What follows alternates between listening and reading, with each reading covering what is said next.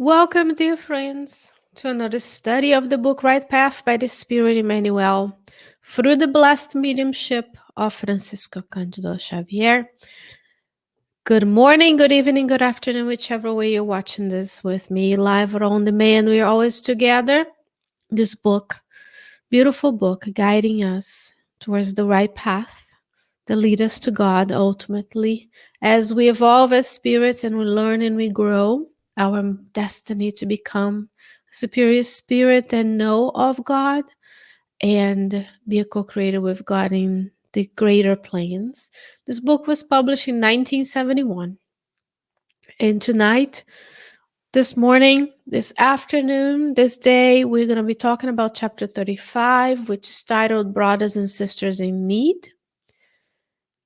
As a reminder for you and I, in order for us to understand what's need, what kinds of needs we can fulfill, and always a reminder, if you are the one in need, we need to be humble enough to go seek help. And when we get help, we want to think about, what would I want if I were the one in need? And that allows us to get a glimpse and practice compassion and empathy so that we can actually provide a service to those who are in need that is meaningful, and we ask them what they need as much as we would like to be asked what we need. This chapter, as I mentioned, is titled Brothers and Sisters in Need, and it's chapter 35. And we always bring the messages to you with some comments for our reflection. And we are together bringing this to you in English today. It's going to first air in 2021, and we hope that many years to come, many people will benefit from these teachings of the higher spirits, such as Emmanuel. He will say it's necessary to understand, deeply understand, that not every beggar is the one who asks for material health. Much more than brothers in physical poverty, those other companions in affliction or misery in their intimate life solicit your help and ask you for support and consolation. First reflection, we have two kinds of need. The needs of the physical body, the physical life you and I have to live and are blessed to have, in order to redress our mistakes and to learn and to grow in this lifetime. There are physical needs we have to address. And then there are also affliction and misery in our intimate selves, spiritual needs, psychological needs, emotional needs. So there are first lesson, two types of needs.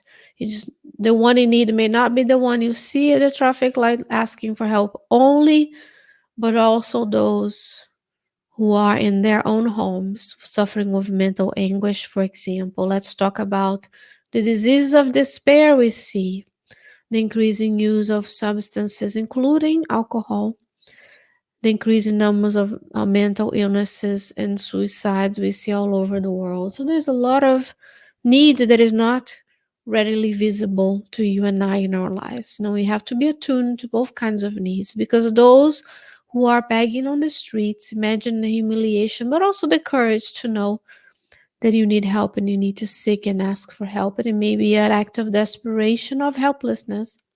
And then a lot of people suffering who aren't able to ask for help. And at the time of the earth, this is the utmost important message to you and I, because the Spiritist doctrine is also a discipline of consolation. We need to learn so that we can better serve everyone around us, right? And so we need to be attuned to the needs and to pick up those signals that will tell us that person is in need, but is unable to ask for help, and then we'll reach out. He's going to tell us how these people reach us. He says many times they reach us, those who are in affliction or misery, personally expectant or irritable, anxious or arrogant, as if they need nothing. However, it's necessary to extend today the friendly word so that they can qualify for peace and for renewal. So sometimes they'll come to us anxious, irritable, arrogant, acting like they don't need anything, but there's physical needs and there's needs that go beyond the physical body. And then, of course, if we have the ability, we need to organize and fulfill the needs of the physical body. After all, we are in the physical vessel in order to co-create with God, called to help everyone that is around us, right? Let's say you've identified someone who is in anguish and affliction in their lives and they reach you. And at first, you think they're irritable, anxious, or arrogant. However, he's saying, extend to them the friendly words so that they can qualify for peace and renewal. Thus, welcome them in the mood of your own soul and give them what you can in fraternity and tenderness so that they can be restored. So sometimes it's hard for us to receive someone who comes to us with those characteristics and those states of mind. And then we're like, oh, they're just irritable, arrogant. I don't want to deal with them. We were invited today to see them as opportunities of service, opportunities for you and I to set aside our own needs and visualize those brothers and sisters as those who are in need of help. So switch the mental state of our own and feeling that it's not something that we should be concerned with, that's going to take too much time, but saying, welcome them. Give them what you can in fraternity and tenderness so that they may be restored. With firmness, with kindness, with nice words, with allowing them to speak and listen, but also allow them to express themselves and their anguishes. And if we can, we extend, give them what we can in fraternity and tenderness. We don't get contaminated, quote unquote, with their anxiety and arrogance and irritability. We don't let ourselves be taken by those sentiments when we say, okay, I see that you're suffering.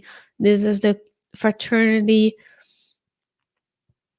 and tenderness that I can expect, that I can extend to you. And then you pray that the good spirits can help you. They can guide you to say the right things at the right time. And then there's another part of the message he will say, it is just to understand that in general, all who asks us for guidance and advice in the depths of themselves already know at length what is needed, what is that they need to do. So when someone comes to us with anguish, with anxiety, with irritability, with those afflictions in their intimate lives that we all have. We are on the earth together. There's no human here currently incarnated that doesn't have those afflictions, because we are here doing what? Redressing what we did in the past, reaping what we sowed. And if we looked back, we may have sowed things that are not as pleasant, but now we have to reap what we did. In the same token, we are redressing mistakes. We're learning to love one another in a different manner, in a different way, in different roles in our lives.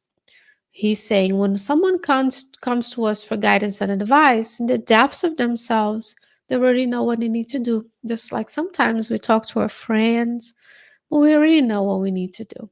We know that we need to serve more.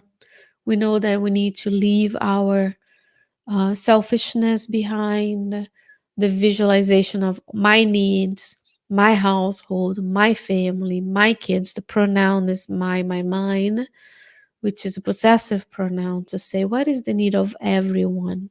How can I live my life in a way that I have, if I work hard and I have what I need, I can give the extra to those who are in need. To see ourselves as participating as one piece of the puzzle of humanity, because what we do affect everyone around us. And if every person sees themselves as a part of the whole, not separate, not distant, not different, we're just in different places on the earth to fulfill different missions. But ultimately, you're a human being. I'm a human being. We all have needs of the physical manner and of the emotional, psychological manner and spiritual manner as well. Therefore, we need to see ourselves as one part of the whole. What we do, what we think, how we act affect everyone. And we need to be responsible in order to be courageous to do the right thing, in order to help as much people as we can. He's saying here, people come to us, they kind of know what they need to do. And he gives examples. It says, if they're tired, they're not unaware that the fatigue will not be extinguished with a touch of magic. If they're sick, they're aware that they need medicine. If disillusioned, they know the barbs of anguish that torments their hearts. And those barbs, it's imperative that the barbs are removed and forgotten. If they bear remorse, do not ignore the pain of guilt will not disappear from the injured conscience as if from a quick enchantment. So when we come to someone and ask for advice, we sometimes know what we need to do to solve the problem. And we know it's not like a touch of the wand. They're like Harry Potter, boom, your problems are all solved. Tired, boom, here's some energy. Sick, here, I heal you. We know there are things we need to do. If you're tired and fatigued, we need to analyze the things we're doing. What are we thinking? How are we feeling? How are we using the hours of our day? How, if we're having a position of service, that would help as well when we are not as drained. If you're sick, you need medicine. Just wishing that you get better not necessarily will get you healed from that illness or disease, because sometimes you need an intervention.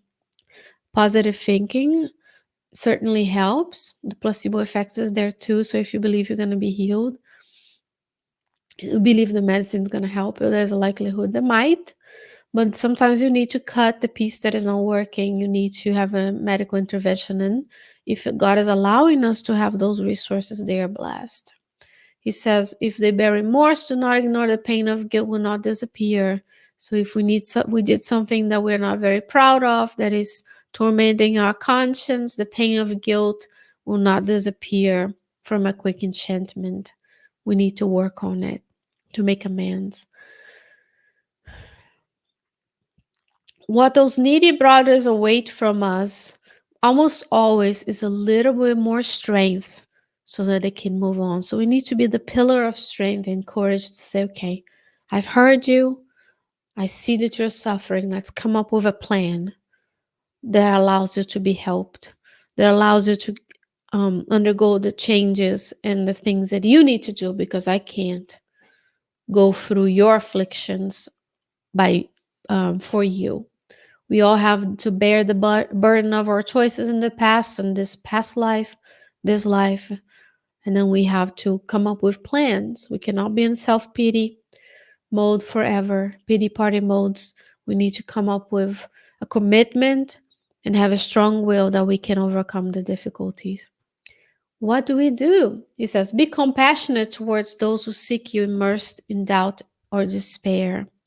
Do not expect from us a miracle who's existed. They do not expect from us, people who come to us to get help, a miracle, because miracles do not exist. They admit that miracles do not exist. They simply seek the charity of a sympathetic word or a gesture of peace that will give them the renewal and good spirits. Sometimes people come to us, they already know the answers. That we don't need to give examples of when I was suffering, blah, blah, blah, blah. We don't need to top the examples. A lot of people do this when something is sad, they need to have an example. They need to say, when I suffered this, when that happened to me. We don't need to do that. Emmanuel is saying they are seeking the charity of an empathetic word, a gesture of peace.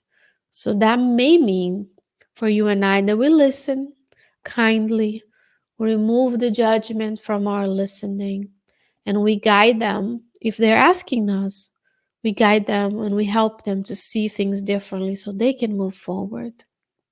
In summary, the ones who come for help, he says, they aspire only to know that they are not alone and that God, through someone, has not forgotten the needs of their hearts. Friends, you are not alone. I'm not alone. Your loved ones are not alone. We may be physically looking like we're alone, but we always have spirits around us. Not only spirits, generically speaking, not only those who partake on the activities we like, depending on which quality of the activities you like, the quality of alignment with God's laws or unaligned with God's laws, those spirits are there partaking. So if you like to eat a particular type of food, they will be there partaking on it with you. If you're not mindful and careful to protect your home with the blessings of coherence between knowledge and words and the gospel at home type of settings, for example, a a way of praying, a way of being that is truly exemplifying in your life these teachings. We also have those we have heard in our lives who may be with us out of suffering, trying to inflict suffering on those around us. We have our spirit guides. God has assigned a spirit that knows you and cares for you so intimately that they are allowed to receive this mission to care for each and every one of us in our lives. So we are never alone.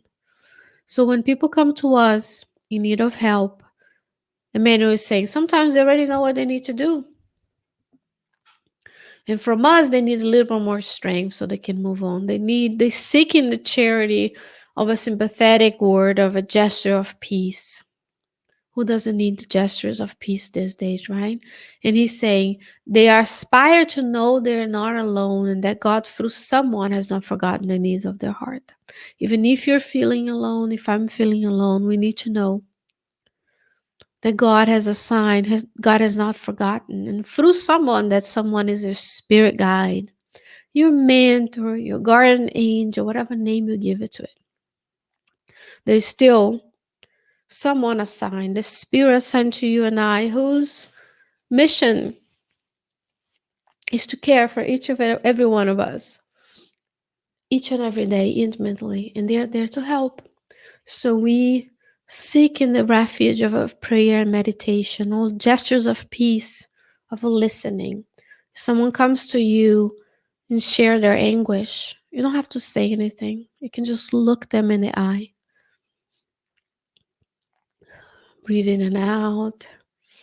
Visualize their guardian angels with them. Let's be accustomed to silence. We don't need to be blah, blah, blah, blah, blah all the time. It's okay to breathe.